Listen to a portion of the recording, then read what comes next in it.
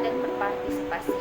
Masyarakat merupakan sekumpulan manusia yang saling bergaul dan saling berinteraksi yang didukung oleh sarana dan prasarana yang akan memudahkan individu di dalamnya untuk saling berinteraksi. Masyarakat sebagai satu kesatuan sosial memiliki komponen yang suatu populasi sebagai kumpulan orang-orang yang hidup bersama dengan aspek genetik dan demografi yang melekat padanya.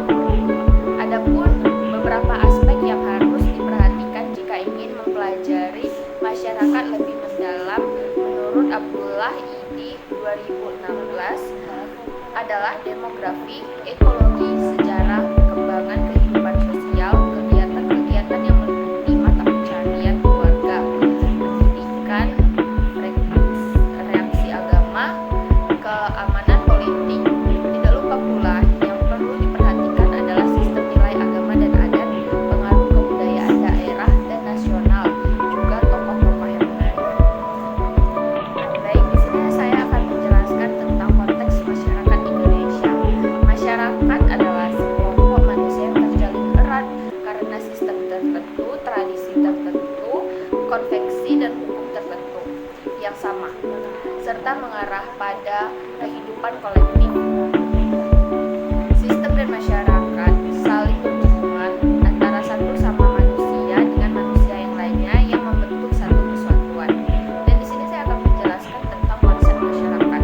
Kata masyarakat sendiri berasal dari bahasa Arab, yaitu musyarakah atau syarakah yang berarti saling bergaul, ikut serta atau berpartisipasi. Istilah masyarakat dalam bahasa Inggris adalah society yang berasal dari bahasa Latin, yaitu socius yang artinya kawan masyarakat. Dalam sebuah komunitas yang independen saling bergantung satu sama lainnya. Umumnya istilah masyarakat digunakan untuk mengacu sekelompok orang yang hidup bersama dalam suatu komunitas yang teratur. Kata society berasal dari bahasa Latin socius yang berarti hubungan persahabatan dengan yang lain. Solusi di atas turunkan dari kata socius yang berarti teman, sehingga arti socius berhubungan erat dengan kata sosial.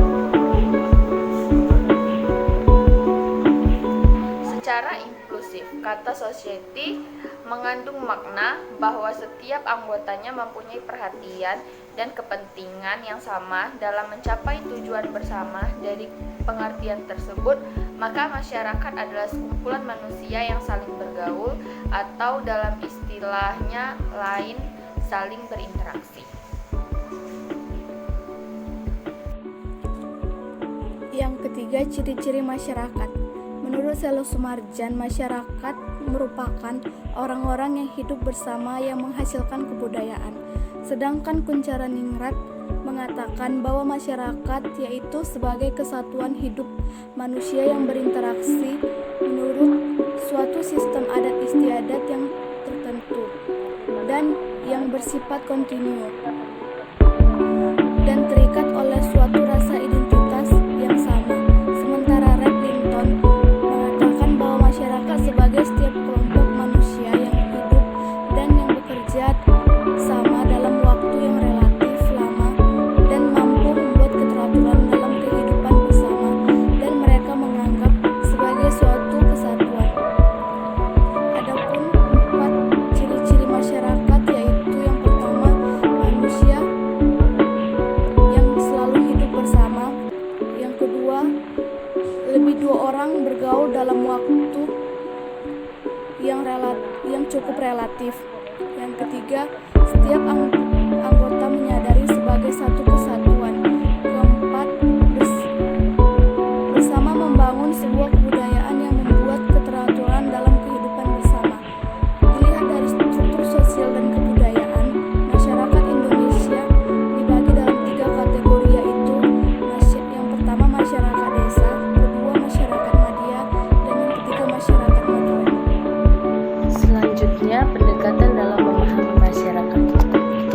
Ada 2 pendekatan yang secara secara umum telah dikenal dalam memahami proses terbentuknya masyarakat, yakni pertama pendekatan integrasi atau integrasi aporak, atau yang lebih dikenal dengan pendekatan fungsionalisme struktural.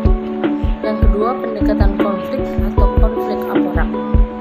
Untuk yang pertama, dibahas proses terbentuknya integrasi masyarakat berdasarkan pendekatan fungsionalisme struktural yang dipopulerkan oleh ahli sosiologi Amerika yang bernama Tal Parson. Menurut pendekatan ini, integrasi yang terjadi di masyarakat pada dasarnya terbentuk berdasarkan kesepakatan dari para anggotanya terhadap keberadaan nilai-nilai tertentu, atau didasarkan pada general agreements yang memiliki kekuatan untuk mengatasi perbedaan dan kepentingan di antara para anggota masyarakat yang bersangkutan. Secara fungsional, masyarakat selalu memperlihatkan sebagai suatu sistem yang terintegrasi ke dalam bentuk equilibrium. Pendekatan fungsionalisme struktural memiliki anggapan dasar sebagai berikut. Yang pertama, masyarakat sebagai sistem terbentuk dari bagian-bagian yang saling berhubungan.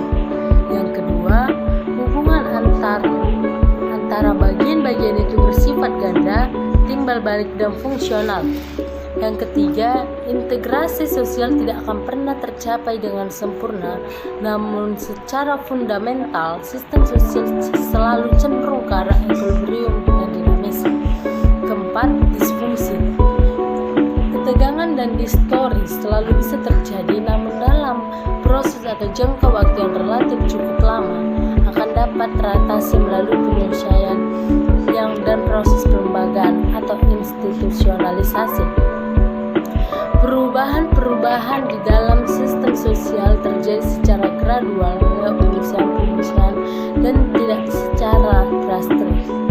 Keenam, tidak kemungkinan yang menimbulkan perubahan sosial adalah pertama, penyusuan yang dilakukan oleh sistem sosial yang bersangkutan terhadap perubahan yang datang dari luar. Kedua, proses diferensiasi struktural dan fungsional.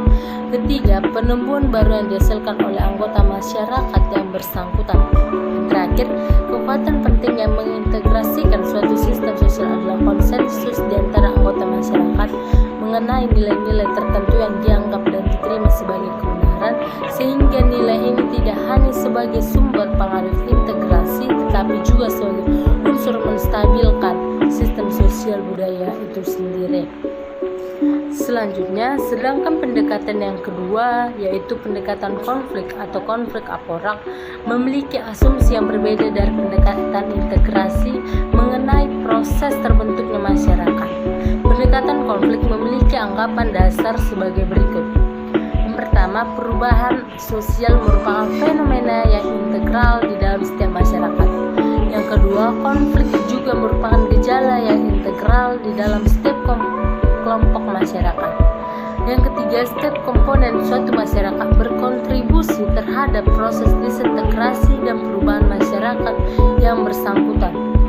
Yang keempat, penguasaan dan dominasi dari kelompok orang terhadap kelompok-kelompok lainnya menghasilkan suatu masyarakat yang terintegrasi. Selanjutnya, permasalahan masyarakat Indonesia. Masalah sosial adalah perbedaan antara harapan dan kenyataan atau sebagai kesenjangan antara situasi yang ada dengan situasi yang seharusnya. Masalah sosial dipandang oleh sejumlah orang dalam masyarakat sebagai suatu kondisi yang tidak diharapkan, perselisihan dalam masyarakat yang terdorong akibat dari interaksi sosial antar individu dan kelompok, atau antara satu kelompok dan kelompok lain. Dalam keadaan normal, masyarakat akan terintegrasi atau bersatu di dalam kehidupan sesuai pada hubungan unsur-unsur kebudayaan atau masyarakat.